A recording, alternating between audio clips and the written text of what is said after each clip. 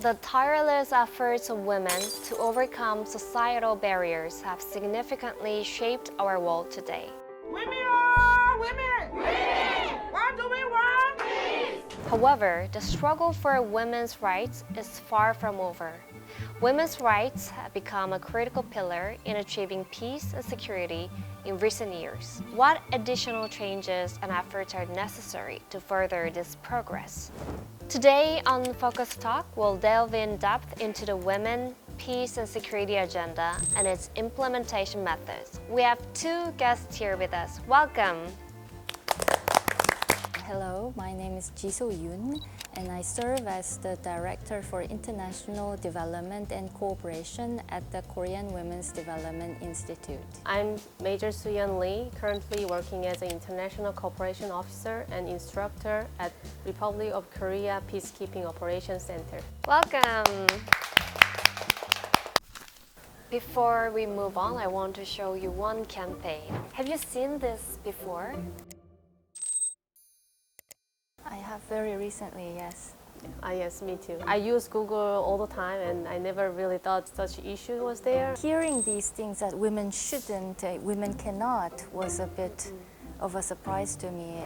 This is the UN Women Advertising Campaign, the Autocomplete Truth, which focuses on gender equality. This campaign shows the severity of gender inequality and how much limited women's social participation is. So, Dr. Yoon, could you explain us how sexual violence against women has emerged as a new threat to security?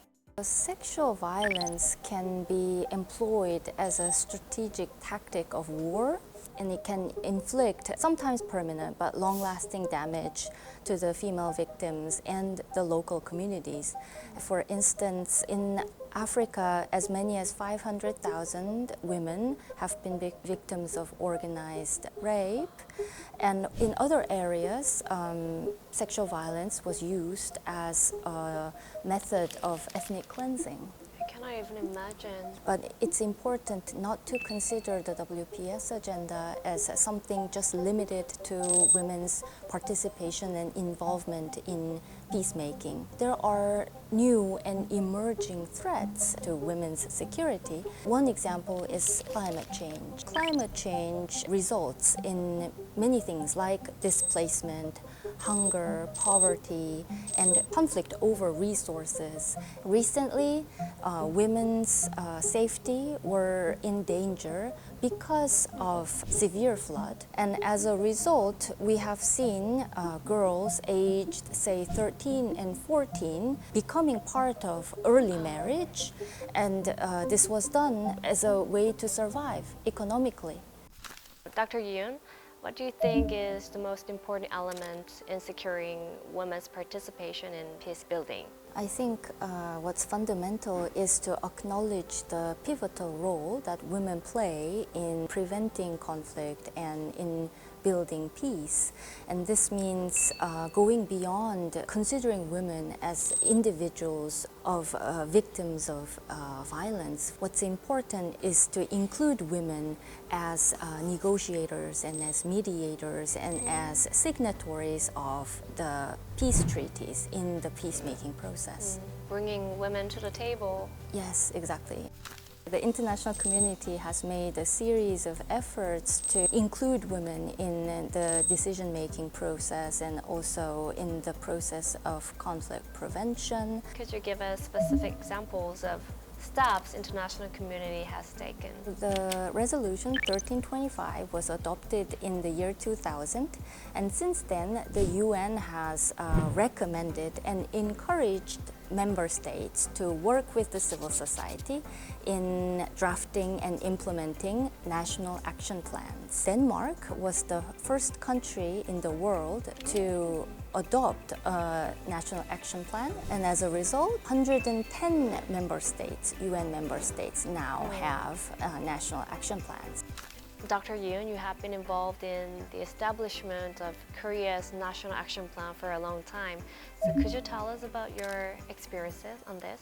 I led a research project that evaluated the implementation of South Korea's National Action Plan. Our other task was to review South Korea's implementation of the National Action Plan for improvement in the future. The South Korean government was able to contribute the Women, Peace and Security agenda through our National Action Plan internationally by increasing development assistance and humanitarian aid in conflict-affected areas. Korea also announced its plans for female peacekeepers during the 2021 Seoul UN Peacekeeping Ministerial. So, Major Lee, what actions have been taken regarding this? At 2021 Seoul UN Peacekeeping Ministerial, Korea pledged to provide capacity building program for women peacekeepers to increase the number of the participation in women, especially peacekeeping mission areas. And to make it real, in 2023, in collaboration with the UN Women and UN Integrated Training Service, Korea held the course named Women Military Peace Operation Course, inviting women peacekeepers from various countries and giving them essential skill education. Ministry of National Defense also tried to increase the number of the women peacekeepers. So what is the role of female peacekeepers? I like to emphasize that it is very important to have enough number of the women peacekeeper in conflict area, because in conflict area, the most vulnerable group is women and children. And women peacekeepers have an ability to build a strong relationship and trust with this vulnerable group. That is the reason the United Nations try really hard to increase the number of women participation. When was the most memorable moments? My experience with the UN started in 2020 as a military observer in United Nations Observer Group in India and Pakistan. Even though it was a very short conversation, they are trying to explain what was happening to their village or their family. There were some deceased, the family members from the firings, or and I can actually solve the problems, but just by giving me information, by just talking to me, they could felt very short, even though it was very short. I can see from their face, they find some peaceful moment for themselves. As a military officer, just showing the presence and just with the conversation, I can give them short term of peace. Maybe peace is not a huge concept. It's just, it could be like a peaceful mind obtained through a good conversation. As we approach the 25th anniversary of UNSCR 1325, now seems like a critical juncture to reflect on our achievements and set the path forward. This is why the RK Ministry of Foreign Affairs is hosting the 6th International Conference on Action with Women and Peace in Seoul on December 10th. Regarding this, Dr. Yoon, what topics will be covered in the upcoming conference? The 6th conference has 3 specific goals. The first is to reiterate and emphasize the importance of women's inclusion in conflict resolution and peace building. The second goal is to facilitate an open debate on this internationally, as South Korea serves as a non-permanent member of the Security Council. And finally, the final goal is to really engage the young generation in this debate. What efforts are needed to promote the WPS agenda more effectively for the international community? So it is always important to include the youth participation. We need to focus on providing the education and opportunities for the youth so they can actually learn why it is important to have a WPS agenda and try to have initiatives to be realized.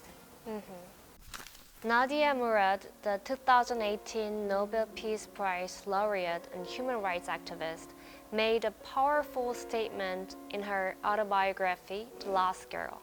I told them that I wanted to look the men who raped me in the eye and see them brought to justice. More than anything else, I said, I want to be the last girl in the world with a story like mine. Echoing her hope, I sincerely wish we can use the upcoming 25th anniversary of the WPS agenda as an opportunity to build a world where conflict-related sexual violence has no place and women's calls for peace are recognized and answered by society. Today, we discussed the significance of the WPS agenda, and I will wrap up this episode with the final remarks from our guest. Frankly speaking, as a military personnel, I only carry out my tasks, such as peacekeeping missions that are mostly related to military tasks. But now, today, I was able to learn about the national action plans, that it can be very effective to enhance the WPS agenda. Thank you. The 6th International Conference on Action with Women and Peace will be held in Seoul. Please follow our discussion results closely. It was a very meaningful time for me as well. We'll see you next time. Bye!